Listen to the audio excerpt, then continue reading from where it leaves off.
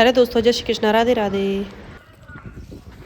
Hey guys, welcome back to the another vlog। तो again मामी सा के व्लॉग की स्टार्टिंग मैं कर रही हूँ।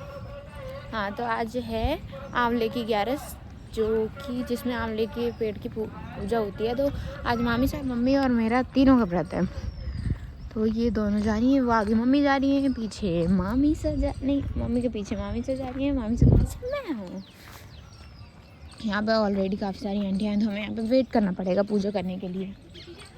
So you can see।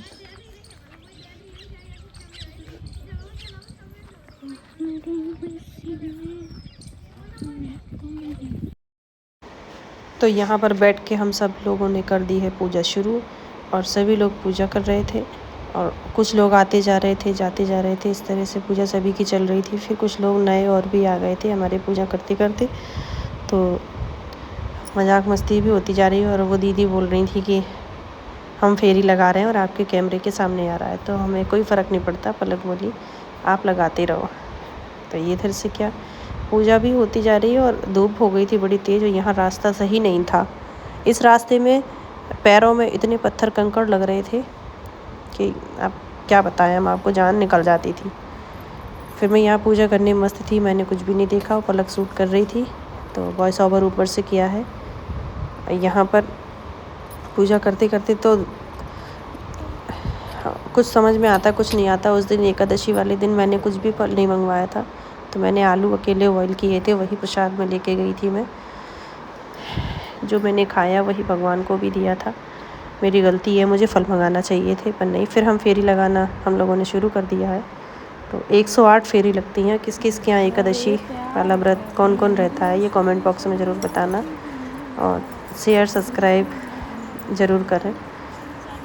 तो फेरी भी हम सब लोग लगाते जा रहे हैं, और गाना भी गा रहे थे, तो भजन भी सुन लीजिए।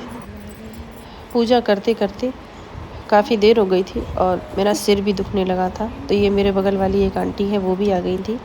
तो वो फेरी लगा रहे हैं, और फेरी लगाने में वो भी पूजा करने लगी है। और ऐसा कुछ सुनते हैं कि ऐसा कुछ नहीं होता है कि आप 108 ही फेरी लगाएं। जितनी आप लगा सकते हैं उतनी लगा लें। 7, 5, 11, 21, 51।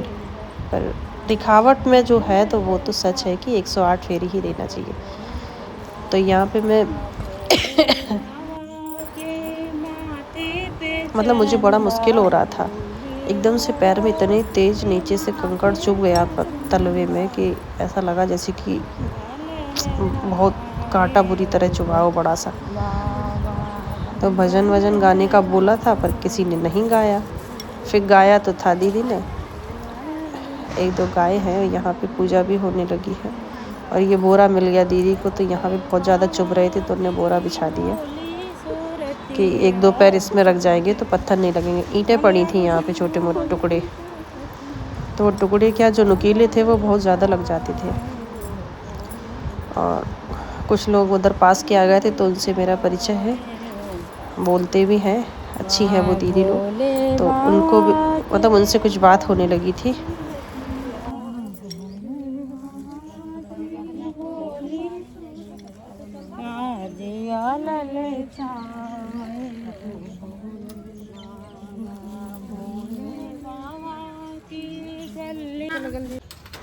तो यहाँ पर मैंने रास्ते में कुछ भी शूट नहीं किया था, और मैं घर आ गई थी।